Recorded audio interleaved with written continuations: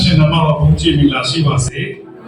ကျွန်တော်တို့ဘုရားသခင်ဟာချီးမွမ်းထိုက်တော်ဘုရားဘုရားထိုက်တော်ဘုရားအသက်ရှင်တော်ဘုရားသခင်ဖြစ်ပါတယ်အာမင်ကျွန်တော်တို့ဟာကျေးဇူးတော်ခံစားရတာကဒီလောကမှာဘုရားရဲ့အများကြီးရှိတယ်ဘုရားရဲ့အများကြီးရှိတဲ့တရားတွေထဲကနေပါတကယ်ကိုသက်ရှင်တဲ့ဘုရားကိုကျွန်တော်ရတာဖြစ်တယ်ကျွန်တော်ပြောချင်တာကကျွန်တော်ဟာအားလုံးကကျမ်းစာကျောင်းသားတွေဖြစ်တဲ့အခါမှာအများတော်ပြန်အားလုံးပြည့်ကြပါတယ်။ဒါမှဟောင်းထဲမှာကြည့်လိုက်မယ်ဆိုရင်ဘုရားတွေအများကြီးရှိတယ်နော်။ဘုရားတွေနတ်တွေကျွန်တော်တွေ့ရတယ်။အဲ့ဒီမှာသူတို့ကိုယ်ွယ်ခြင်းတွေနဲ့ဆိုင်တဲ့ကိုယ်ွယ်ခြင်းတွေလည်းရှိတယ်။အဲ့ဒီမှာဒီမှာထူးထူးခြားခြားပြန်ထပ်တွေ့ရတယ်ဆိုဘုရားတွေပြိုင်တာလည်းတွေ့ရတယ်။နော်။ဘုရားတွေပြိုင်တယ်။သူတို့ဘုရားတွေကိုပြိုင်တကိုးရှိဘုရားကိုရှိတယ်ဆိုတော့ prophet အဖြစ်တော့တော့သူလူမျိုးအဖြစ်တော့ဘုရားကပြန်တဲ့ခါဘုရားကခွင့်ပေးတဲ့ခါဘုရားချင်းပြန်ပါတယ်ဒါပေမဲ့အဆုံးမှာဘုရားကကြံခဲ့လို့ဆိုရင်အခုကျွန်တော်ကိုယ်ွယ်နေတဲ့ဘုရားကအမြဲတမ်းအဖြစ်ဖြစ်နေတာလို့ရကျုပ်ဘာလာဘုရားရင်းနဲ့ပြန်ခဲ့တယ်တကိုးပြန်တယ်ဘုရားချင်းပြန်တယ်တကိုးချင်းပြန်ရင်လည်းပဲဘာလာဘုရားရဲ့တကိုးနေရာမှာတကိုးထက်ဘုရားကြီးရဲ့တကိုးတယောက်ချင်းခံစားရတယ်ရုပ်ထုတွေဘုရားရဲ့ရုပ်ထုတွေနဲ့အဲ့ဒီသူတို့ဘာလာတွေရုပ်ထုတွေနဲ့ဘုရားရဲ့နော်ဒီတက်တာတော်ဘာလို့လဲရှိတဲ့နေရာမှာထားတဲ့ခါမှာတရားလေးထားတဲ့ခါမှာလည်းပဲတခြားသောဘုရားတွေမခံနိုင်ဘူးဘုရားရဲ့ဘုရားဒါကျွန်တော်ဘုရားခင်အမြဲတမ်းဘုန်းကြီးတဲ့ဘုရားခင်ဖြစ်တယ်ဟာလေလုယာဘုရားကိုကိုယ်ွယ်ပြီးမှဘုရားရဲ့အစီကိုခံဖို့ရတဲ့ပြင်ဆင်တော်သူရဲ့တရားကျွန်တော်ပြောချင်တာကတာရိပ်မင်္ဂလာရှိပါတယ်အာမင်ဒီနေ့ဒီမှုတော်အတွက်ဘုရားရှင်ကကျွန်တော်တို့ကိုဒီနေရာမှာဆွဲခေါ်နေတာဖြစ်တယ်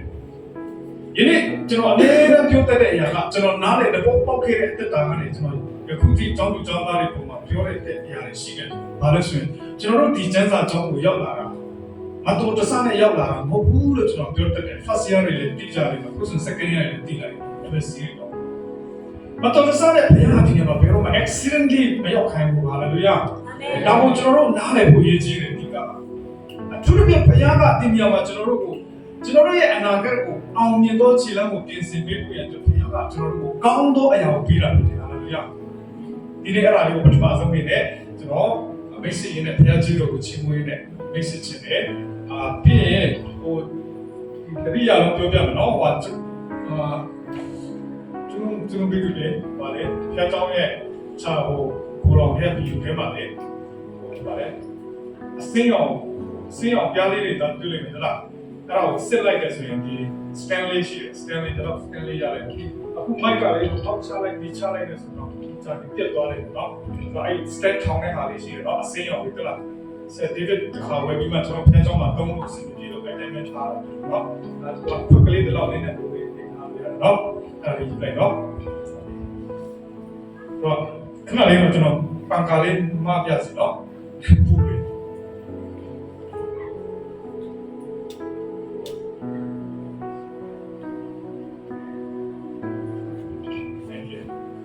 ဆိုတော့ကျွန်တော်ခဏတော့စတောင်းပြစီအမေဆုံးနေတဲ့ဘုရားယေရှုတင်နေဒီနေ့ဘရိတာသမီးတွေကျမ်းမှာဆိုတော့လူထောက်ပဲပြည်ပြီးမှဘုရားကိုတက်တာသူတွေ X ကျောင်းတော်တွေနဲ့တနစ်တာပါလာလို့အစပြုတဲ့ခါမှာပထမဆုံးတော့ဝတ်ပြုကိုပဲခြင်းစာဆောင်ခြင်းပထမလာဖြစ်လို့ဒီစင်ပြီးတဲ့ယေရှုတင်ရဲ့မှာဒီနေ့ဘရိတာသမီးတွေကိုအသက်တာကိုပြင်ဆင်ပြီးမှကိုရောကိုချီးမွမ်းတဲ့ကိုယ်ွယ်တဲ့အသက်ရှင်သောဘုရားခင်သားသမီးတွေရဲ့ဘုရားကိုချီးမွမ်းတတ်တာမလဲကိုရောနားကြောင်းလို့တော့ယေရှုတင်ပါ၏အခုကိုရောသားသမီးတွေအတွက်ပြန်လဲပြီးမှကိုရောဘုရားထမလာတဲ့နှုတ်ပတ်တော်ကိုရောကောင်းချီးမင်္ဂလာအစာရကိုဒီနေ့တိုက်ကြည့်မှဖြစ်ပါတယ်။ဒါကျွန်တော်မျိုးကိုရောတော့တော့ခံတဲ့တာကိုကိုရောရှင်ပြတာရဲ့တုံးကြည့်လို့ပါ။ဒါကျွန်တော်မျိုးနှုတ်ရှမ်းတဲ့ကိုရောကောင်းချီးဖြစ်စေတဲ့ဒီသားသမီးတွေအတွက်ဒီဆောက်စရာနဲ့ဝိညာဉ်လွတ်မြောက်ခြင်းကောင်းချီးမင်္ဂလာဖြစ်စေလို့ပါ။ယေရှုခရစ်နာမနဲ့ဆုတောင်းစကားနဲ့ရှင်ပြပါတယ်။ဆိုတော့ကျွန်တော်ပထမဆုံးအနေနဲ့ကျမ်းစာကိုရေးဖတ်ချင်ပါတယ်။ကျမ်းစာမှာတော့ကျွန်တော်ရေးချထားတာကတော့ James ဖြစ်ပါတယ်။ James chapter 1ဖြစ်တဲ့ရှင်ယာကုပ်ဩဝါဒစာခမစာဆောင်ဖြစ်ပါတယ်။ရှင်ယာကုပ်ဩဝါဒစာရှင်ယာကုပ်ဩဝါဒစာခန်းကြီး1ဖြစ်ပါတယ်။ရှင်ယာကုပ်ဩဝါဒစာခန်းကြီး1ဖြစ်ပါတယ်။ ကျွန်တော်ကအဓိကဖတ်ချင်တာကတော့ဒီစနစ်စတော့နဲ့စက်ကွန်ဆက်ပေါ့နော်ကျွန်တော်အဲ့ဒါအဓိကပြောချင်ပေမဲ့ဒါတွေပြောဖို့ရတဲ့အကွက်ကြားနဲ့ဖတ်တာတော့ကျန်းစာတော့ကောင်းဘူးဒါကြောင့်မို့စနစ်ကနေ18ထိကျွန်တော်ဖတ်ပါမယ်ဒီမှာကိုယ်ရည်တူလည်းပြောချင်ပါတယ်ရှင်ယာကုတ် James chapter 1ရှင်ယာကုတ်ခန်းကြီးတဲ့ဘိုက်ကစနစ်ကနေကျွန်တော်ဖတ်ပါမယ်18ထိကျွန်တော်ဖတ်ပါမယ်ကဲလို့များကိုယ်ရည်ဖတ်နိုင်တဲ့စနစ်လိုက်ဖတ်ပြပါကိုယ်ရည်ပါစုံစမ်းနှောက်ယှက်ခြင်းကိုတီးခံတော်သူသည်မင်္ဂလာရှိအကြောင်းကစုံစမ်းစစ်ကြောစုံစမ်းခြင်းကိုခံပြီးမှတခင်ဖျားကိုချစ်တော်သူတို့အားဂတိထားတော်မူသောအသက်တရကိုရနိုင်ပြီအပြစ်ပေးဆောင်ခြင်းကိုခံရသောသူမည်ဒီကဘုရားခင်ဒီကကိုတွေးဆောင်တော်မူသည်ဟုမပြောစေနှင့်မကောင်းသောအရာတွေဘုရားခင်ကိုမတွေးဆောင်နိုင်ရာကိုယ်တော်ဒီလည်းအပေသူကိုမြတ်အပြစ်ကိုတွေးဆောင်တော်မူမိမိတတ်သောစိတ်ဆွေးငင်ဖျားယောင်းခြင်းကိုခံတော်သူမည်ဒီကအပြစ်ပေးဆောင်ခြင်းတို့ရောက်တတ်၏တတ်သောစိတ်သည်ပရိသေယူ၍လူစရိုက်ကိုဝါတတ်၏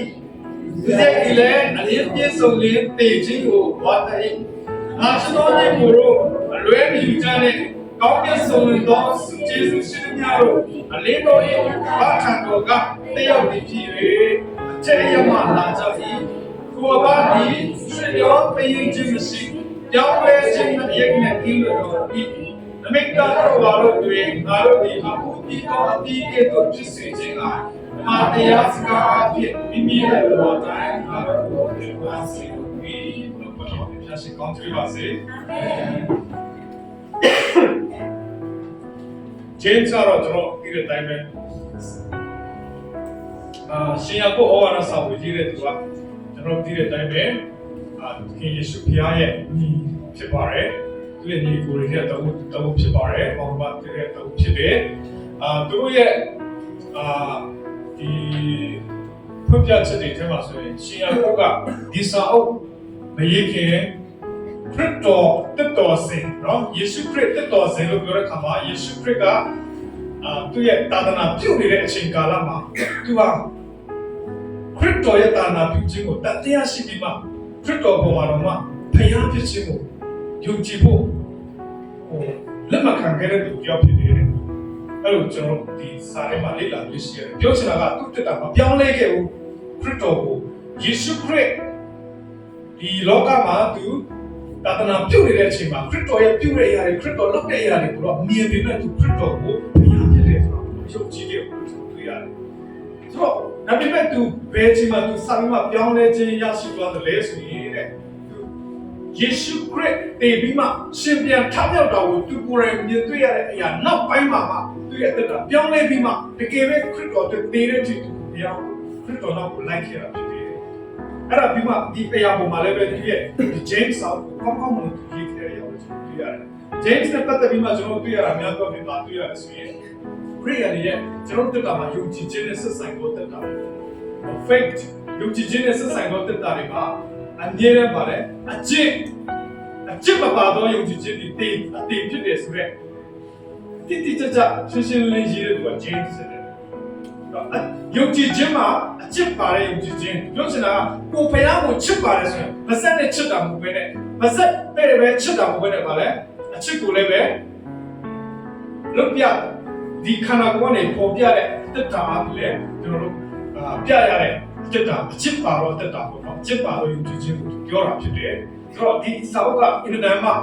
ဖတ်တဲ့အခါမှာဒီကျမ်းစာအုပ်ကိုဘာနဲ့နိုင်ထားတယ်ဆိုရင်ကျွန်တော်တမဟောင်းကျမ်းမှာဆိုရင် proverb တုတ်တန်ကျမ်းရှိရနော်တုတ်တန်ကျမ်းဆိုတာဘာကျမ်းလဲတွေ့တဲ့နော်အသက်တာကိုတွေ့တဲ့ကျမ်းဖြစ်တယ်အဲ့ဒါလိုပဲဒီ entry မှာဓမ္မတက်ထဲမှာဆိုရင် book of James ရှင်ယာကုပ်ဩဝါဒစာဒီဓမ္မတက်ကျမ်းရဲ့တုတ်တန်ကျမ်းဖြစ်တယ်လို့ပြောတာဖြစ်တယ်အသက်တာကိုအကောင်းဆုံးနမ်းပြတွေ့တဲ့စာဖြစ်တယ်ဆိုတော့အသက်တာနဲ့ဆိုင်တဲ့အရာတွေကဒီနေ့မှာဘာကြောင့်ကျွန်တော်ဒီအရာကိုယူဆောင်ဒီဟောပြောဖို့ယူဆောင်လာတယ်ဆိုရင်ဒီမှာရှိတဲ့ကျောင်းသူကျောင်းသားတွေကျမ်းစာကျောင်းနေတဲ့ဒီအသက်တာဒီအင်တာနက်ကလူအတော်အသက်ရှင်ခြင်းအတွက်လိုအပ်တဲ့ဒီဆောက်ဖို့ဖြစ်စီတော့ကြောင်းဖြစ်ပါတယ်။ဒါကျွန်တော်ဟာကျောင်းသူကျောင်းသားများဖြစ်တဲ့အခါမှာကျွန်တော်ဘာလုပ်နေရလဲ။ကျ ကျောင်းသူကျောင်းသားတွေပြီးတော့ကျွန်တော်ဘာလုပ်နေရလဲတင်ယူခြင်းကိုခံနေရတယ်နော်ခံယူနေရတဲ့တက်တာဖြစ်တယ်ခံယူနေရတဲ့တက်တာဆိုတော့ဘာလဲခံမဲ့ခံယူပါလားဟုတ်ကူဘာလို့ရလဲတက်တာမှာဒီဆောက်ရတယ်ဟုတ်လို့နော်တင်ပြီးမှကျွန်တော်ခုနကကျွန်တော်တို့ချစ်တယ်လို့ပြောပြီးမှအဝေးကိုထွက်သွားတဲ့အရာမျိုးဂရုမစိုက်တဲ့အရာမျိုးတော့ဘုရားဟာလို့မရှိဘူးကျောင်းသားတွေကိုပါဘုရားတရားတင်နာကိုနှုတ်ကပတ်တော်နဲ့ဆိုင်တဲ့တရားကျမ်းစာတွေတင်ပြီးရင်ကျွန်တော်တို့ကိုဘုရားဘာဖြစ်စေချင်တယ်သိလားအဲ့ဒီအတ္တထဲမှာသိရှင်စေချင်တယ်သူနောက်ကိုလိုက်စေချင်လို့ဒီညမှာခေါ်တာဖြစ်တယ်ကျွန်တော်ပြောထားပြီးလေဟုတ်နော်မတော်တဆနဲ့ရောက်လာတော့သူနောက်ကိုလိုက်စေချင်လို့ဒီကျမ်းစာကျောင်းတွေမှာရောက်ရှိလာတယ်ဥပမာဆိုကျွန်တော်ပြောပြရမယ်ဗျာတနိုင်ငံလုံးမပြောနဲ့ရန်ကုန်မှာရန်ကုန်တော့မပြောနဲ့ဟောနော်မင်္ဂလာရုံထဲမှာမင်္ဂလာရုံရဲ့ဒီသင်္ကန်းကျွန်းထဲမှာဒီလိုမျိုးကျမ်းစာအကြောင်းတွေအများကြီးရှိတယ်ပြီးရန်ကုန်ထဲမှာလည်းပဲဒီလိုကျမ်းစာအကြောင်းကြီးတွေအများကြီးရှိတယ်ပြီးဒီလိုဒီလည်းပဲဒီမှာလာတဲ့လူတွေအသိတော့တူကြတာမတူဘူးလာတဲ့နော်ရင်းနေချင်းမတူဘူးအဲ့တော့များတဲ့ကျမ်းစာအကြောင်းတွေအများကြီးကျွန်တော်မသွားနိုင်ဘူးလားသွားလို့ရတယ်နော်ရွေးချယ်လို့ရတယ်ဒါပေမဲ့အဆုံးအဘေကိုရောက်လာတယ်ဒီချမ်းသာဆောင်ရောက်လာတယ်တချို့သောသူတွေတခြားသောချမ်းသာဆောင်ရောက်လာတယ်မတော်တဆနဲ့ရောက်လာတော့အဲ့ဒါလေးကိုကျွန်တော်အများအားခေါ်အားပေးနေဒီလိုဒီနေရာမှာဘုရားကရည်ရွယ်ချက်ရှိတော့ reason ရှိတော့ပို့ဆောင်ခြင်းနဲ့ဘုရားကပို့ဆောင်ပေးတဲ့အခါမှာကျွန်တော်တို့ခံယူတဲ့အားလုံးဒီအသက်တင်ခြင်းတကယ်ကိုအတိတ်မှာအသက်တာမှာတည်ဆောက်ဖို့ရတဲ့ဒီနေရာမှာဘုရားကပို့ဆောင်ပေးတာဖြစ်ပါတယ်နော်ဒါပေမဲ့ကျွန်တော်တို့တက်တာမှာဘလောက်ပဲတင်ခုနကပြောလို့ခံမဲ့ခံယူပြီးမှတက်တာမှာအချစ်ပါမှာတော့ချင်းချင်းဖြစ်တယ်ဒါကိုကျွန်တော်ဒီစက်ပိုက်အားဖြင့်ကျွန်တော်ခေါ်အားပေးနေတာဖြစ်တယ်ဒါကြောင့်မို့လဲစုံစမ်းနောက်ရှိခြင်းကိုခံတော်သူမိဒီကမင်္ဂလာရှိတယ်စုံစမ်းခြင်းကိုခံတယ် testing နော်ပြီးရင်ပါလေကျွန်တော်ဘာတက်တာမှာအမြဲတမ်းစုံစမ်းခြင်းဆိုတာရှိတယ်ဒီမှာလူငယ်တွေကြီးဖြစ်တာပူတော့ဆိုတော့ပေါ့ဒါပေမဲ့စုံစမ်းခြင်းတရားမှမလုပ်ဘူးနော်တရားနဲ့တရားမတူတဲ့လှိုင်းလုံးတွေနဲ့ကျွန်တော်ခံစားနေရတာဖြစ်တယ် MSc လည်းကျွန်တော်ပြောပြတယ် first year လည်းကျွန်တော်ပြောပြနေတယ်မတူညီတဲ့လှိုင်းလုံးတွေကိုကျွန်တော်ခံစားနေရတယ်ဒီချိန်မှာကြော်ဖြစ်နေရတယ်အထူးသဖြင့်ကျမ်းစာကြောင်းဖြစ်တဲ့အခါမှာစာတန်ကပိုးပြီးမှအလုပ်လုပ်ချင်တယ်ကျောင်းသားတွေရဲ့နှလုံးသားတွေကိုထွေပြားပြီးမှဝေဝါးပြီးမှတချို့တွေကိုထုတ်ပြေးခြင်းစိတ်တော့ဖြစ်တော့အောင်ဘုရားကနော်စာတန်ကကျွန်တော်တို့ကိုစုံစမ်းနေဘုရားကလည်းခွင့်ပေးတယ်ဟုတ်လားဒီတမ်းမဲ့ဘုရားရဲ့ခွင့်ပေးခြင်းရောက်တော့စာတန်ကလုပ်ခဲ့ရပုံမှာဘုရားကတော့ခွင့်ပေးတယ်အဲ့ဒီအရာပေါ်မှာကျွန်တော်တိတက်ဖို့ကဘာလဲဆိုရင်ကျွန်တော်တို့ကိုဘုရားကကြောက်ဆုံးစေခြင်းလို့စုံစမ်းခြင်းပေးတာမဟုတ်ဘူးဆိုတော့သိစေခြင်းတယ်ဟာလေလုယာနော်ယေရှုပြုရဲ့နာတေချာလေးလက်ခံပြီးနားထောင်ပေးပါစာတန်ကိုဘုရားကခွင့်ပေးပါတယ်စုံစမ်းခြင်းပြုဖို့ဘုရားကခွင့်ပေးတယ်တင်းတို့တက်တာမှာစုံစမ်းခြင်းပေးတယ်တင်းတို့တက်တာဘလို့ပေးမလဲတော့မသိဘူးတယောက်ပေါ်မှာစိတ်နှလုံးစိတ်ကြခြင်းအဖြစ်လားစာတင်နေတဲ့ချိန်မှာငွေကြေးပိုင်းအစမပြေခြင်းအဖြစ်လားတချို့သောသူတွေကျမ်းမာရေးအားနေခြင်းအဖြစ်လားတချို့သောသူတွေနော်ရုပ်ရည်အဖြစ်ချောပေါ်တဲ့အခါမှာနားပါတဲ့အခါမှာရုပ်ရည်မှာရှိတဲ့နော်မာနလေးတွေနဲ့ဖြစ်လာတဲ့နော်အချစ်တရားတွေနဲ့တွားပြီးမှတွားတဲ့အခါမှာဘာဖြစ်သွားလဲတရားပိုင်ဘုရားတရားပိုင်ဝေးသွားတဲ့အတ္တပိုင်းနဲ့လားလူငယ်တွေကိုကျွန်တော်တို့သူတို့ဖြစ်အောင်ဒါလည်းငါလုပ်တယ်ပြောချင်တာကဒါတွေကလေစုံစမ်းခြင်းတွေဖြစ်တယ်ဒီချိန်မှာ first year လည်းကြုံရတယ် second year လည်းကြုံရတယ် third year လည်းကြုံရတယ် fourth year လည်းကြုံရတယ်နော် ended လည်းကြုံရမှာပဲဒါပေမဲ့ဘုရားခင်ကဘာပြောလဲဆိုစုံစမ်းနောက်ရှိခြင်းကိုဒီခံတော်သူဒီဟာလေလုယာကြော်ဖြစ်နိုင်တဲ့လူကိုပြောတာဖြစ်တယ်ကြော်ဖြစ်နိုင်တဲ့လူကမင်္ဂလာရှိတယ်အာမင်ဒီလိုပုံမှာဒီလိုမျိုးနှလုံးသားကိုပိုင်ဆိုင်ဖို့ဘုရားကဒီနေရာမှာလူရှိတာဖြစ်တယ်ဒီလိုပုံမှာစုံစမ်းခြင်းကိုပေးမယ်ဒီလိုင်းလုံးကိုကြော်ဖြစ်နိုင်ဖို့အတွက်ဘုရားကဒီလိုကိုလူရှိတယ်ဒီနေ့ကျမ်းစာကြောင့်ပြင်မယ် first year ပြီးမယ် second year ပြီးမယ် အဆုံးထိပြီးချင်အောင်ဘုရားရဲ့အလိုရှိတယ်။ဘာကြောင့်မို့လဲ။ရည်ရွယ်ချက်ရှိတဲ့ဘုရားကကျွန်တော်တို့ကိုရွေးချယ်ထားလို့ဖြစ်တယ်။ဟာလေလုယာ။အာမင်။လုံးဝဒီနှလုံးသားကိုယုံကြည်ပါ။ဘာကြောင့်မို့လဲဆိုရင်တဲ့ကျမ်းစာမှာပြောထားတယ်လေခုနကအပိုက်ငယ်7နှစ်မှာကောင်းမြတ်ဆုံးလင်သောစုကျေးဇူးရှိသမျှတွေအလေးတို့ရဲ့ဘာသာတော်ကလာပြီးဖြစ်၍အထက်ရက်ကလာတယ်။ဒီမှာဘာပြောသေးလဲနောက်ထပ်မှာ73မှာအပြစ်သွေးဆောင်ခြင်းကိုခံတော်သူတွေကဘုရားသခင်ငါ့ကိုသွေးဆောင်တယ်မူဒီလို့မပြောနဲ့။မကောင်းသောအရာတွေဘုရားသခင်ထံကနေဘယ်တော့မှမလာဘူးလေ။ဘုရားကတော့ကျွန်တော်တို့ကို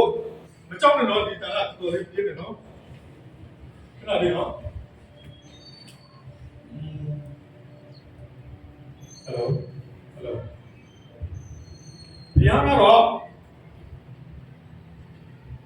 ဘုရားကတော့ကျွန်တော်တို့ကိုဘယ်တော့မှအဆိုးကိုတော့မကြံပေးဘူးဟာလေလုယာအဆိုးကိုတော့ဘုရားကမကြံပေးဘူးဒါပေမဲ့အဆိုးကိုမကြုံစီတာတော့မဟုတ်ဘူး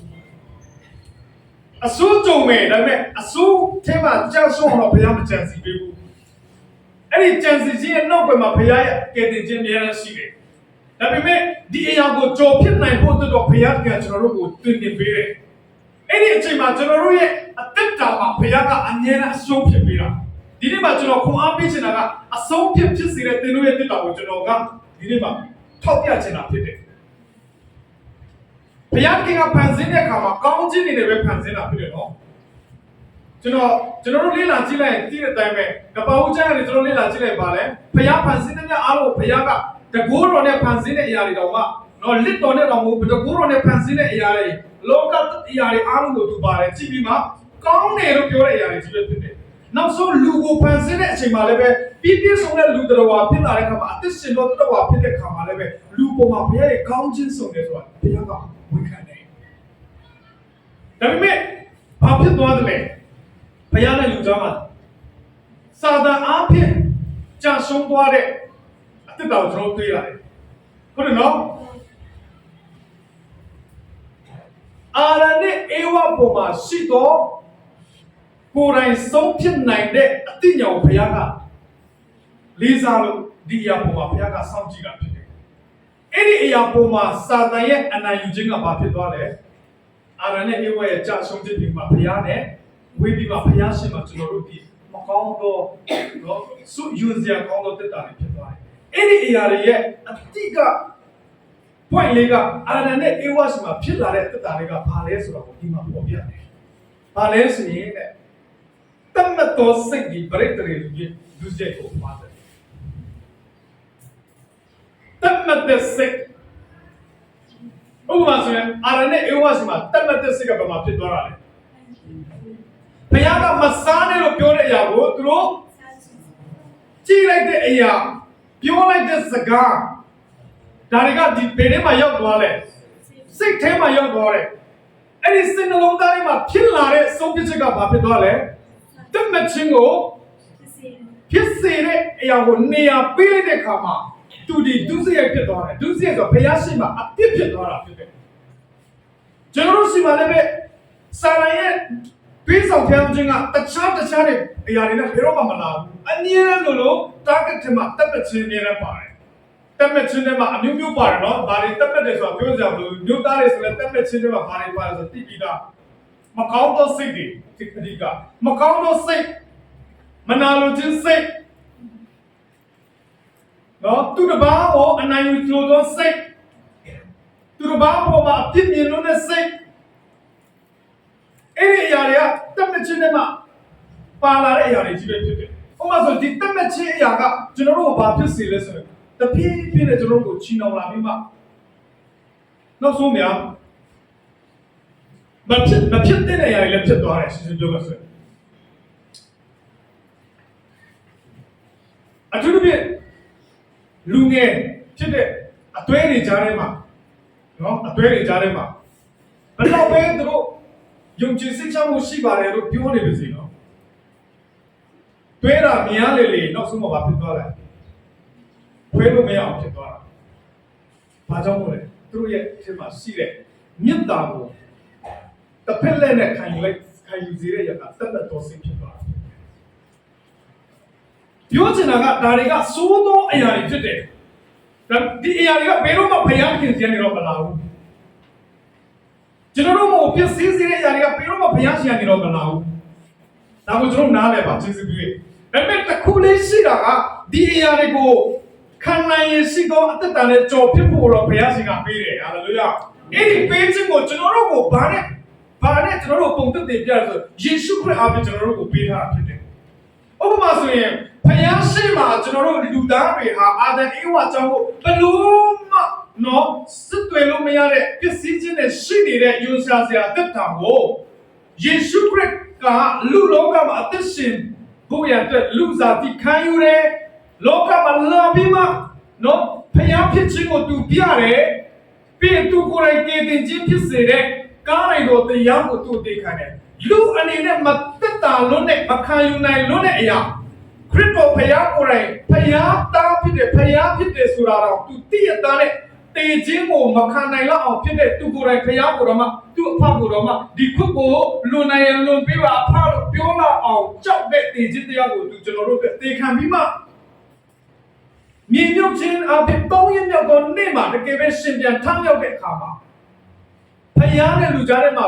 ပြန်လဲကောင်းခြင်းဖြစ်စေမဲ့တည်ခြင်းတရားကိုအောင်မြင်ပြီးမှလောကကိုအောင်ခဲ့တဲ့အသက်တာကိုခရစ်တော်အဖြစ်ကျွန်တော်တို့ဖယားကပြန်ပေးခဲ့တယ်။ဒါကြောင့်မို့ဒီနေ့ဒီအချိန်မှာခရိယန်တွေရဲ့သက်တာမှာအဖြစ်ရပါဆိုယေရှုဖြစ်တယ်။ဟာလေလုယာ။ယေရှုဖြစ်တယ်ကျွန်တော်တို့အတွက်ဘာစုံစမ်းခြင်းမဲ့လာဘယ်လိုပဲခက်ခဲတွေကြုံနေပါစေဘယ်လိုပဲပြဿနာတွေရှိနေပါစေအဖြစ်ကယေရှုရှင်သာရှိတယ်ဒီအရာတော့ကျွန်တော်တို့ဘာလို့ပေးထားလဲယုံကြည်ပါတဲ့ဟာလေလုယာယုံကြည်ပါဒီနေ့ဒီမှာယေရှုကိုယုံကြည်ပါလို့ပြောထားတယ်အဲ့ဒီယုံကြည်ခြင်းအပြင်ကျွန်တော်ရှောက်တဲ့ခါမှာယုံကြည်ခြင်းအပြင်ပါလာတဲ့အကျင့်အသက်တာအသက်ရှင်ခြင်းဟာလည်းပဲခရစ်တော်ကိုကိုးစားခြင်းရမှာလုံးဝပေါ်လွင်ထင်ရှားနိုင်တဲ့အသက်တာနဲ့စုံစမ်းခြင်းကိုခံနိုင်ရှိတော်သူဖြစ်ဖို့ဘုရားကကောင်းချီးပေးနေတာဖြစ်တယ်ဒီစုံစမ်းခြင်းကျွန်တော်မကြုံနိုင်ဘူးဆိုတော့ကျွန်တော်ကိုးစားခြင်းကိုစဉ်းစားစစ်ဖို့လိုပါတယ်နော်ဥပမာကျွန်တော်ပြောပြရတယ်လေခရိယန်တယောက်ဒီမှာခရိယန်မဖြစ်တဲ့လူရှိလားကျွန်တော်အားလုံးခရိယန်ဖြစ်ပါတော့ခရိယန်ဖြစ်တယ်ဘုရားပါတိဖြစ်လားဘုရားကိုယုံကြည်လားကျန်တာကြောင့်ရောက်လာပြီဆိုတော့ဘုရားသားဖြစ်ပြီးဘုရားတပည့်ဖြစ်ပြီးလို့ယုံကြည်ပါတယ်နော်တရားဟောတဲ့အခါကျရင်သူတစ်ပါးအတွက်နားမထောင်ပေးနဲ့နော်ကိုယ့်အတွက်နားထောင်ပါတော့ကိုယ့်အတွက်ယူပါတော့တခါတလေကျွန်တော်သွားပြီးမှမိသားစုမှာဆုတောင်းပေးတာသွားပြီးမှတရားဟောတဲ့အခါကျရင်အဖေတွေအမေတွေအကိုတွေမတွေကထိုင်ပြီးမှဟုတ်တယ်ပြောမှဘသူအတွက်လဲသူတို့ကလေးတွေအတွက်သူတို့အတွက်ကိုပြောနေတော့မသိဘူးဒီနေ့မှလည်းအားလုံးကတယောက်ချင်းစီတိုင်းကိုကျွန်တော်ပြောနေတာဖြစ်တယ်နော်ကျွန်တော်တွေ့ရောပါတယ်ကျွန်တော်ဘုရားသားသမီးဖြစ်တယ်နော်ဟုတ်ပါတယ်ဝန်ခံနိုင်တယ်နော်ဝန်ခံနိုင်ရှင်ဟာလေလုယာအာမင်ယေရှုခရစ်ဝန်ခံနိုင်တဲ့လူတွေကိုယ်ကိုစမ်းစစ်ပါငါကယ်တင်ခြင်းရပြီလားတော့အဲ့ဒါတော့ကျွန်တော်လည်းပြေကုန်ထုတ်ရဖို့ဘုရားသားသမီးဖြစ်တယ်ဆိုရင်ဆုတောင်းတော့တက်တာရှိရမယ်အာမင်ဒီတက်တာမှာဘုရားသားသမီးဖြစ်မှာဆုမတောင်းဘူးဆိုရင်တက်တာကိုကောင်းကောင်းကြီးစမ်းစစ်ပါတော့ဘုရားသားသမီးဖြစ်ပြီးဆိုရင်ကျမ်းစာနှုတ်ကပတ်တော်ဖတ်တော်တက်တာရှိရမယ်ဘုရားသားသမီးဖြစ်တဲ့တော့ဘုရားကိုချီးမွမ်းတဲ့သားသမီးဖြစ်ရမယ်ဘုရားသားသမီးဖြစ်တဲ့တော့ဘုရားကိုရှ िख ိုးတော်သူဖြစ်ရမယ်ဒါတွေကိုအသက်တာမှာအခြေခံဓာတ်လေးကိုမရှိဘဲနဲ့မတိဆောက်နိုင်တဲ့လူတက်တာငါဟာဘုရားသားသမီးဖြစ်တယ်ဆိုတာလုံးဝပြောလို့မရဘူးရှင်းရှင်းနဲ့ဘာကြောင့်လဲသိလားကိုယ်တက်တာမှာနှုတ်အဖြစ်ဝင်ခံယူတက်မဟုတ်ဘူးတဲ့ဒီမှာပါလာတဲ့အကျင့်တက်တာအဖြစ်လဲဘုရားသားသမီးဖြစ်ခြင်းကိုပြဖို့ဘုရားကအလိုရှိတာဖြစ်တယ်ငါဘုရားသားဖြစ်တယ်လို့ပြောပြီးမှတစ်သက်လုံးဘုရားကိုကိုးစားခြင်းမရှိတဲ့လူတက်တာကဘာတော့ပြနိုင်မှာတော့ဟုတ်မလားဥမာဆိုရင်ကျမ်းစာကြောင်း BTH ပြီးသွားပြီ BTH ပြီးသွားတဲ့လူတယောက်ကိုကျမ်းစာဘယ်နှအုပ်ရှိတယ်လို့ပြောမိလိုက်တယ်ဘယ်နှအုပ်ရှိမှမသိတဲ့ BTH ပြီးတဲ့လူဖြစ်တယ်ဆိုဒီလူကိုကျမ်းစာကြောင်းပြီးတယ်လို့တော့ခံယူနိုင်မလားသူ့အသက်တာမှာလည်းကျမ်းစာကြောင်းပြီးခြင်းအသက်တွေပြနိုင်မလားဘယ်လိုမှပြနိုင်စရာအကြောင်းမရှိဘူးအလကားအချိန်ဖြုံးသွားတဲ့အသက်တာလို့ပဲပြောလို့ရတော့မယ်ဟုတ်မလား ဒါပေမဲ့ကျွန်တော်တို့ဘုရားသားဖြစ်ခြင်းရမှာကျွန်တော်တို့ဘုရားသားဖြစ်ခြင်းကိုသူတစ်ပါးကိုပြစရာတော့မလိုတဲ့ကိုယ့်ရဲ့တက်တာတိဆောက်ခြင်းမှာဘုရားသားမှရဲ့ဆုတောင်းခြင်းရှိရမယ်ဘုရားသားသမီးမှန်တဲ့ဆိုကျမ်းစာဖတ်ခြင်းရှိရမယ်ဘုရားသားသမီးမှန်တဲ့ဆိုရင်ချီးမွမ်းတတ်တဲ့တက်တာရှိရမယ်ချီးမွမ်းတဲ့လူကမှကျေးဇူးတော်ကိုချီးမွမ်းတာပြောတာဖြစ်တယ်ဘုရားသားသမီးမှန်တဲ့ဆိုဘုရားရှိခိုးခြင်းရှိဖို့ရှိရတယ်ဒီအတက်တာတွေမရှိဘူးဆိုကျွန်တော်တို့လုံးဝဘုရားသားသမီးမဖြစ်ဘူးပဲဒါတော့အမှတ်ခံတယ်ဒါကြောင့်ဆန်းစစ်ဖို့လိုရတယ်ဘာကြောင့်မို့လဲဘုရားကကျွန်တော်တို့ကိုပေးထားတဲ့တက်တာတွေကဒါတွေပိုင်ဆိုင်ဖို့ပေးထားတာဖြစ်တယ်ဒီနေ့ကျမ်းစာကျောင်းမှာလည်းပဲကျောင်းစာကျောင်းသူကျောင်းသားမှန်တယ်ဆိုရင်ဘာလို့ရလဲကျမ်းစာသင်ရတယ်ဟုတ်တယ်နော်ကျမ်းစာနဲ့ဆက်ဆက်သော theology တွေကိုကျွန်တော်တို့ခံယူရတယ်သင်ယူရတယ်တည်ဆောက်ရတယ်ကျမ်းစာကျောင်းလာပြီးတော့ဒါတွေမသိချင်တဲ့လူဆိုရင်ဒါကျမ်းစာကျောင်းကအဖြစ်ခံယူဖို့မသိတော့ဘူးပဲကျမ်းစာကျောင်းလာပြီးတော့ဒီမှာကျမ်းစာကျောင်းရဲ့တွင်တင်မှုမှာဘုရားရှိခိုးမယ်ဆိုရင်အမြဲတမ်းပြည့်တဲ့လူဖြစ်တယ်ဆိုတော့ဒါကျမ်းစာကျောင်းကသင်ယူဖို့ဖြစ်နိုင်တော့ဘုရားကကျွန်တော်တို့ကိုကျမ်းစာကျောင်းတည်တဲ့အချိန်မှာ testing ပေးနေတာပါလို့ဆိုတွင်တင်ပေးနေတာဖြစ်တယ် testing ဆိုတဲ့အခါမှာဒီနေ့လိုမျိုးအစာရှောင်ဆုတောင်းတဲ့တောက်ကြနေတိုင်းကျွန်တော်အစာရှောင်တယ်ဒါပေမဲ့စင်တီလူဆိုင်မှာတော့အရန်လေးရောင်းကောင်းတယ်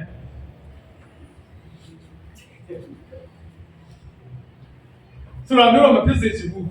နော်မဖြစ်စေချင်ဘူးသစ္စာရှိဖို့လိုအပ်တယ်နော်တောက်ကြနေအစာရှောင်မဲ့ကျောင်းသူကျောင်းသားတွေစာရှောင်မဲ့ပါတွင်တင်နေတဲ့အချိန်ခင်ဗျားတို့တစ်သက်လုံးကကျန်တဲ့ကျောင်းမှာ၄နှစ်ပဲတက်မှာ၄နှစ်ထဲမှာတောက်ကြနေမှာတစ်ပတ်မှာတစ်ခါလေးပဲတစ်ပတ်မှာတစ်ခါလေးတော့မပါလဲနာဟီပိုင်းလေးပဲစာရှောင်တာညနေစာလေးပဲကျေးဇူးပြုမိမှာအဲ့ဒီအောင်တိဆောက်ပေးကြပါအဲ့လိုမျိုးနဲ့ဆရာတော်ဘုကုန်းပြောတဲ့ဒီနှုတ်ကပတ်တော်လေးကျွန်တော်ကြားလာတယ်ပြီးခဲ့တဲ့နေ့လောက်ပါဆရာတော်ဘုကုန်းဆိုတာကြားဘူးလားတော့မသိဘူးနော်ဘဝတက်တင်တော့အဲ့ဆရာတရားဟောလိုက်တာကျွန်တော်အရပွားရပါဆိုမှန်မှန်လေးနဲ့အသက်ရှင်တဲ့တက်တာလေးကိုပြောပြတယ်မှန်မှန်လေးနဲ့အသက်ရှင်တဲ့တက်တာလေးကိုအဲ့ဒီအရာကိုယူမှကျွန်တော်ထပ်ပြီးမှခွန်အားပေးနေတာပါလဲဆရာ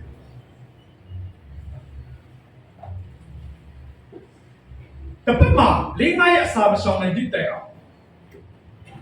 ဒီလိုမျိုးကျမ်းစာကျောင်းသူကျောင်းသားတွေတောက်ချနေလေးမှာပုံမှန်လေးအစာရှောင်ခြင်းလေးကိုစက်ကလိုက်တဲ့ပုံမှန်အသက်တာအစာရှောင်တဲ့အရာလေးကတည့်ရဲ့အသက်တာဘဝစိတ်ပိုင်းရဲ့ဝိညာဉ်တက်တာကိုကျမ်းပါစေတယ်။တင်းကိုပြောင်းမသွားစေဘူး။ဟာလေလုယာပုံမှန်လေးအသက်ရှင်လိုက်တာအဲ့ဒီတောက်ချတဲ့တည့်ရဲ့ကလေးအစာရှောင်တဲ့အရာလေးကပုံမှန်လေးတည့်ရဲ့အသက်တာမှာရှောင်လာတဲ့အရာလေးကဘာဖြစ်စေလဲ။သူ့ရဲ့ဝိညာဉ်တက်တာကိုမယိုင်မလဲစေပဲနဲ့ပုံမှန်အသက်ရှင်တဲ့အခါမှာအဲ့ဒီအရာလေးကတနေ့မှာအကျစ်ဖြစ်သွားတယ်။အကျစ်ဖြစ်လာတဲ့အခါမှာဒါဒီလုံနေကြအသက်တာမှာပိုင်ဆိုင်မှုတွေမှာပါဝင်လာတဲ့အခါမှာဒီချက်ပေါ်ရဲ့နောက်တန်းကိုတက်နိုင်တဲ့အင်အားကိုဖြစ်စေတယ်။တောက်ချနေပြီးတာလေ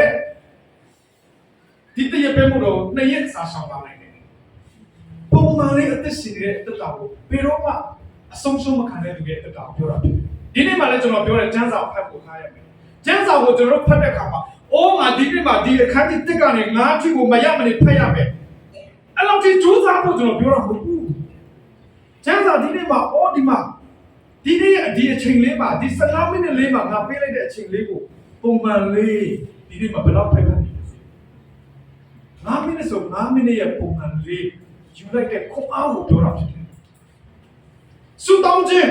ခုနကပြောသလိုတနေ့ကိုစူတောင်းဖို့ကျွန်တော်ပြောရအောင်။တနေ့မှာပုံမှန်လေး15မိနစ်လောက်စူတောင်းနေတဲ့အသက်တာလေးကစိတ်ရောကိုယ်ပါပါပြီးစူတောင်းနေတဲ့အသက်တာလေးတဲ့ဝိညာဉ်ကိုကျမ်းမာစေတာဖြစ်တယ်။ဝိုင်းဆိုချွေးနေထုတ်ပြီးမှကြိုးစားနေဖို့ကျွန်တော်ပြောတာ။ဒီနေ့ဆရာမတွေသင်ပေးနေတဲ့ကျမ်းစာအကြောင်းမှာသင်ပေးနေတဲ့ theology နဲ့ဆိုင်တဲ့ subject တွေကျမ်းစာနဲ့ဆိုင်တဲ့တွေ့တင်မှုတွေပုံမှာလည်းပဲဝေါဒီအရင်မရရင်မဖြစ်ဘူးဆရာငါ့ကိုအဲ့လိုပြောတာပေါ့ဆရာပြောတဲ့အရာလေးပုံမှာတနေ့တာပေးလိုက်တဲ့အရာလေးကိုတတ်နိုင်တော့မှတ်နိုင်တဲ့အရာလေးတစ်ခါကိုခိုင်ရဆိုရင်တိတ်ကိုပြောင်းမသွားဘူးဒါကိုဘုရားကကျွန်တော်တို့ဒီမှာတွေ့နေပြတာဖြစ်တယ်ဟာလေလုယာခံယူပေးပါယေရှုပြုရေးခံယူပေးပါအသက်တာမှာဒီပုံမှန်လေးအသက်တာကကျွန်တော်တို့ဘာဖြစ်စေလဲ level တစ်ခုကိုတွန်းပို့ပေးမဲ့ပိုင်ဆိုင်ခြင်းကိုဖြစ်စေပါကျ ကျမ်းစာကြောင်းမှာကျွန်တော်တို့တခါလေးတက်တာနဲ့ဒီတလား first year တဲ့နောက်တလား second year ရောက်မသွားဘူးလေ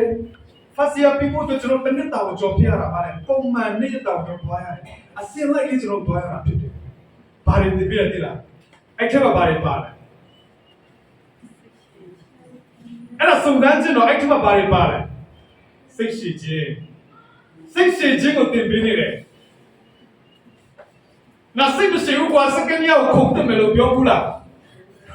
ဆရာကြီးလည်းခုပြုလားပြုမနေဘူးပုံမှန်လေးသွားတယ်စိတ်ရှိလက်ရှိနေယူရတယ်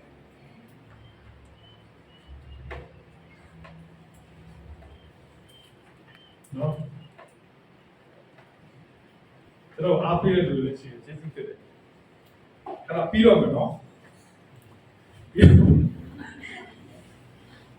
အစားဆုံးတော့နားလေပါနော်မင်းညာဒီကုလားတချင်းစုတဲ့တောက်တယ်ပြောတော့တယ်အစားဆုံးလို့အားနေတော့လို့အတန်နဲ့ပြတ်တော့နားလေပြီးပါစလားပြောနော်နားလေပြီးတယ်အစားဆုံးလို့ဖြစ်လာလုံးဝအပြစ်မရှိဘူးလားပြောရင်ဘာဆိုတာအစားဆုံးကြီးရဲ့ကောင်းကြီးဖြစ်တော့နော်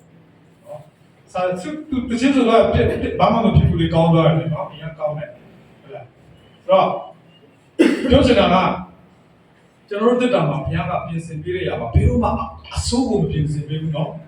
အကောင်းကိုပြင်ဆင်ပေးတာဖြစ်တယ်မကောင်းသောအရာတွေကဘုရားထံကနေဘယ်တော့မှမလာဘူးကျွန်တော်တို့ခံယူဖို့ကကျောင်းသူကျောင်းသားတွေရဲ့တက်တာမှာလည်းဘုရားကတွင်တင်ပေးတဲ့အခါဘယ်တော့မှကျွန်တော်တို့ကိုပြည့်စည်ခြင်းတရားတွေမှမတွင်တင်ပေးဘူးကျွန်တော်တို့ကိုတွင်တင်ပေးတဲ့ theology နဲ့ဆိုင်တဲ့အရာတွေနှုတ်ပတ်တော်နဲ့ဆိုင်တဲ့အရာတွေအားလုံးကကျွန်တော်တို့ရဲ့ဘဝအသက်တာသူ့နောက်တော်ကိုလိုက်တဲ့အမှုတော်တွေထဲမှာအကောင်းဆုံးဖြစ်စေဖို့တဲ့ဘုရားကဒီမှာတွင်တင်ပေးတာဖြစ်တယ်ဟာလေလုယာခံယူပါဒါပေမဲ့ခံယူတဲ့အသက်တာမှာဒီနေရာမှာကျွန်တော်တို့ကိုပေးနေတာကစုံစမ်းခြင်းပေးနေတယ်လို့လုံးဝကျွန်တော်တို့အသက်တာမှာသိထားတဲ့အရာဖြစ်တယ်ဘုရားကျွန်တော်တို့ကို testing ပြုနေတယ်ငါတို့ရဲ့အသက်တာမှာနော်ဥပမာဆိုရင်စိုက်ပျိုးရေးလုပ်တယ်နော်စိုက်ပျိုးရေးကျွန်တော်လုပ်တယ်နေဦးတီးလေးတော့လေကျွန်တော်စိုက်တယ်ထားလိုက်တော့ဒါမှမဟုတ်မျိုးစစ်လေးတစ်ခုကိုစိုက်တယ်ထားလိုက်တော့ခုနကကျွန်တော်ပြောလို့ပဲမျိုးစစ်တော့ကျွန်တော်တို့မုံညင်းတွေစိုက်တယ်ထားလိုက်တော့မုံညင်းစစ်ကိုကျွန်တော်ကျင်းလိုက်တဲ့အခါမှာမုံညင်းစစ်ရဖို့ပြီးရင်စပားတွေကောင်းကောင်းမဂျုံတွေစိုက်တဲ့အခါမှာတည်းပြစ်ထားတာကိုပဲနဲ့ဘာလို့ရလဲဒီအရာကျွန်တော် view စိုက်ရတယ်စိတ်ရှည်ရတယ်ဒါရရှင်းတလာဖို့ကျွန်တော်ပေါင်းနေတင်ရတယ်ဟုတ်တယ်မို့လားကျွန်တော်တို့တက်တာကိုပြုတ်ပြင်ပေးတဲ့အရာလေးတွေဘုရားကကျွန်တော်တင်ပေးတဲ့အခါမှာကျွန်တော်တို့ဒီလည်းပဲစိတ်ရှည်လက်ရှည်နဲ့တီးခံပြီးမှတော့ကြော်ပြရတာဖြစ်တယ်ယနေ့ယေရှုခရစ်တော်ကကားထဲမှာအသေးခံပြီးမှကျွန်တော်တို့ကိုပြုတ်ပေးတဲ့အမှုရာအဖြစ်ကျွန်တော်တို့ကိုလည်းဘုရားကဘာပြောလဲဆိုယုံကြည်ပါယုံကြည်နေပါဖြစ်လေကယ်တင်ခြင်းရမယ်လို့ပြောရတော့ယုံကြည်လိုက်တဲ့ကယ်တင်ခြင်းရတဲ့အရာကကျွန်တော်တို့ကဘာဖြစ်စေလဲဘုရားသားဖြစ်ခြင်းကိုကျွန်တော်တို့ကိုပေးတယ်။ဘာရလဲအသက်တော်ကိုရတယ်။ခရစ်တော်ရဲ့ပြင်ပန်းစင်ရဲ့ခြင်းကျေးဇူးတော်ကကျွန်တော်တို့ကိုအသက်တော်ကိုရစေတယ်။ကျွန်တော်တို့အသက်တာထဲမှာလည်းပဲစုံစမ်းခြင်းကိုကြော်ဖြစ်နိုင်တဲ့အသက်တာလေးတွေပေါ်မှာအမြဲတမ်းဘုရားရဲ့နောက်ွယ်မှာဘုရားရဲ့ကောင်းချီးရှိတယ်။ကျွန်တော်အမြဲတမ်းနှစ်တိုင်းပြောနေတယ်ကျမ်းစာကြောင်းမှာလည်းပြောတယ်တရားဟောတဲ့ထဲမှာလည်းပြောတယ်။တချို့တွေကိုလည်းကျွန်တော်ပြောထားရရှိတယ်။တိတယ်ကျွန်တော်တက်တာတွေတိတယ်လေအများကြီးပဲ။ကျမ်းမာရေးနဲ့ပတ်သက်ပြီးမှကျွန်တော်အမြင့်စိတ်ခေါ်ချက်အရန်ကြီးမားတဲ့အခါမှာဒီစုံစမ်းခြင်းကျမ်းမာရေးနဲ့ပတ်သက်ပြီးစုံစမ်းခြင်းကကျွန်တော်ဘဝတက်တာမှာအရှိကွဲလောက်အောင်ကျွန်တော်ဖြစ်နေတဲ့ကျမ်းမာရေးကကျွန်တော်အောင်မြင်ကျော်လွှားနိုင်ခဲ့တယ်ဟာလေလုယာ။စုတောင်းခြင်းအဖြစ်တက်တဲ့ပဲကျွန်တော်အောင်မြင်ကျော်လွှားနိုင်တာ။ယေရှုနာမနဲ့ကျွန်တော်အောင်မြင်ကျော်လွှားနိုင်တာ။ခရိယန်ဖြစ်တဲ့ခရိယမိဘမွေးတဲ့သားဖြစ်တဲ့ကယ်တင်ခြင်းရတယ်အမှုတော်ဆောင်တယ်ဒါပေမဲ့ဘဝတတတာရှောင်းလုံးကျမ်းမာရေးနဲ့ပတ်သက်ပြီးမှစုံစမ်းခြင်းဆိုတဲ့အရာကိုကျွန်တော်ကြော်ပြရတဲ့အခါမှာနားမလည်ခဲ့တဲ့ဘုရားရဲ့နာမတော်ပေါ်မှာကျွန်တော်အများကြီးဆုံးရှုံးခဲ့တဲ့နှစ်တွေကြော်ခဲ့တာယေရှုတော်ကြောင့်2019မှာနားလည်လာတဲ့ဘုရားရဲ့ယေရှုတော်ကိုယေရှုနာမနဲ့ကျွန်တော်ကြွေးကြော်ပြီးဆုတောင်းတဲ့အခါမှာ3နှစ်တာကာလကြိုတဲ့ခါမှာဒီနေ့ဒီချိန်ထိကျွန်တော်ကျမ်းမာခြင်းကတစ်စက်ကလေးတော်မှာအားနေခြင်းမရှိတော့ဘဲနဲ့အယံကိုကျမ်းမာတယ်ဆုတောင်းခြင်းအဖြစ်တယ်ဒီစုံစမ်းခြင်းကိုကြော်ပြီးတဲ့နောက်မှာကျွန်တော်အနေနဲ့လူတိုင်းကိုကျွန်တော်ပြောလာနိုင်တဲ့ကောင်းခြင်းဖြစ်တယ်ဟာလေလုယာဒီကောင်းခြင်းကကျွန်တော်ပြတ်တဲ့တော်ဘူးလို့ပဲဒီနေ့ဒီချိန်မှာကျွန်တော်ဒီအရာနဲ့ပတ်သက်ပြီးကျွန်တော်ကျမ်းမာရေးနဲ့ပတ်သက်ပြီးကျွန်တော်ဘယ်သူမှမရှိဘဲနဲ့ကျွန်တော်ပြောရလာတယ် ဘာကြောင့်မို့လဲခံနေရတဲ့ချိန်မှာတော့ရှစ်တယ်ဒီကျမရဲ့ပတ်သက်မှာလူများရှိမှဖြစ်လေအရင်ရှစ်တယ်မိမလည်းရှစ်တယ်ကိုလည်းရှစ်တယ်ဘာကြောင့်မို့လဲကျွန်တော်ပြောနေတယ်ဝယူပြန်တယ်ဝယူပြန်တယ်ဆိုတာကဘာလဲဒီလိုပစိုးတွေဝတ်ထားတဲ့အချိန်ဝယူပြန်တာစဉ်းစားကြည့်လေပစိုးတွေလန်သွားတယ်ခန္ဓာကိုယ်ကြီးတွေအားလုံးပေါ်တယ်အမြုပ်တွေထွက်တယ်ရှားတွေထွက်တယ်ရှားတွေကတ်တယ်သွေးတွေထွက်တယ်မျက်လုံးတွေလန်တယ်7 မိနစ်လောက်တည်သွားတယ်ပြန်ထွက်လာတော့တနားရီလောက်ခန္ဓာကိုယ်ကအယူလို့အာယုံကြောတွေကမမှန်တဲ့ခါမှာအယူလို့လက်ပတ်နေတယ်လူကဘဝတတမှာတရှောင်းလုံး2019ခုနှစ်ကျွန်တော်ဘဝဖြစ်တန်းခဲ့ရတာရှစ်စရာကြီးကျွန်တော်ဒါပေမဲ့ဒီစုတောင်းခြင်းကောင်းခြင်းမင်္ဂလာကိုကျွန်တော်တကယ်ပဲနှလုံးသားနဲ့ယုံကြည်ပြီးကျွေးကြော်စုတောင်းလိုက်တဲ့3နှစ်တာကာလမှာလွတ်မြောက်သွားတဲ့နောက်ပိုင်းမှာတော့ကျွန်တော်ကျမ်းမာခြင်းကရှစ်စရာတွေကိုကျွန်တော်ပြီးမဆိုင်နိုင်တော့ဘာလို့လဲဒီနေ့ဒီချိန်မှာလူတိုင်းကိုကျွန်တော်ပြောပြီးမှကျွန်တော်အတွက်ပြောနိုင်တဲ့အသက်တော်ကိုဖြစ်စေတဲ့တည်တည်ခံခြင်းဖြစ်စေတယ်လူတွေကိုကျွန်တော်ပြန်ပြီးမှဟောပြောနိုင်တဲ့အလင်းဖြစ်တယ်ဟာလေလုယာဒါကိုကျွန်တော်ဒီနေ့မှာခွာပေးချင်တာဖြစ်တယ်ကျွန်တော်တို့ရှိမှပြီးနေတဲ့ဘုရားရဲ့ပြင်တင်ခြင်းပေါ်မှာကျွန်တော်တို့တည်ဖို့လိုအပ်တယ်မခံယူတတ်ဘူးစိတ်မရှိဘူးမယူတတ်ဘူးဆိုတော့ကျွန်တော်တို့ပဲဆုံးရှုံးပါကျွန်တော်ဆုံးရှုံးခဲ့တဲ့နှစ်တွေအများကြီး30ကျော်ဒီနှစ်ပေါင်း30ကျော်နဲ့ကျွန်တော်ဆုံးရှုံးခဲ့တာဒီလိုဒီမှာကျန်တာကြောင့်ပါဘယ်နှစ်တက်မလဲအလိုဆုံး10နှစ်တက်မယ်9နှစ်တက်မယ်ဒီအရာကိုကျွန်တော်နားလည်ပြပါဘုရားကမတော်တဆနဲ့လုံးဝပူဆောင်ပြတာမဟုတ်တဲ့အတွက်ကြောင့်မို့ဒီလိုကမှဘုရားကတွင်တင်ခြင်းပေးနေတဲ့အတွက်ကြောင့်မို့စုံစမ်းခြင်းပေးနေတဲ့အရာကဒီလိုဘဝမှာအောင်မြင်ခြင်းနဲ့ပြန်ပြီးမှပြောနိုင်မဲ့တင်နှံကိုဒီနေရာမှာပေးနေတာဖြစ်ပါတယ်ခံယူပေးပါတိဆောက်ပေးပါဘဝတက်တာပဲအောင်မြင်ခြင်းခြေလှမ်းကိုဖြစ်ပေါ်ရတဲ့ဒီစုံစမ်းခြင်းကိုအောင်မြင်တော်သူတွေဖြစ်ဖို့ဘုရားရှင်ကောင်းချီးပေးပါစေနော်စိတ်သက်ခွန်အားဝိညာဉ်ခွန်အားနဲ့ဘုရားရှင်ကယေရှုပြုပြီးမှအောင်မြင်တော်သူတွေဖြစ်ဖို့ရတဲ့ဘုရားရှင်သားရဲ့ကောင်းချီးပေးပါစေနော်အာမင်ဘုရားရှင်ကောင်းချီးပေးပါစေနော်